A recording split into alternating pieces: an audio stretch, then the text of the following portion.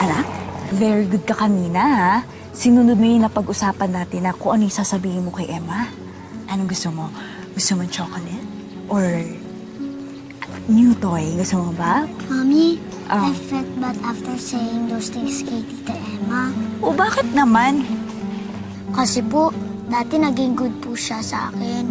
At saka po, hindi naman po totoo na sinisira niya yung pamilya natin. Alam mo ba kung bakit siya mabait sa'yo? Dahil gusto ka niya makuha sa akin. Gusto niya makuha yung love saka yung trust mo para masira ako sa'yo. She hates me so much kasi naiingit siya sa akin eh. Kita mo naman diba doon sa restaurant kung paano niya ako saktan?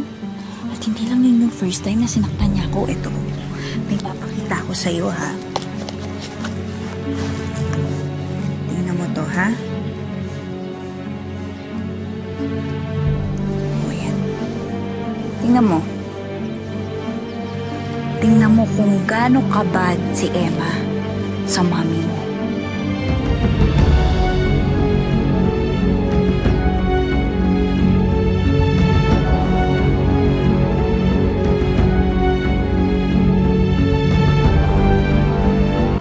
Diba? Kawawang-kawawa ako dito. Salbahe talaga yung Emang yun.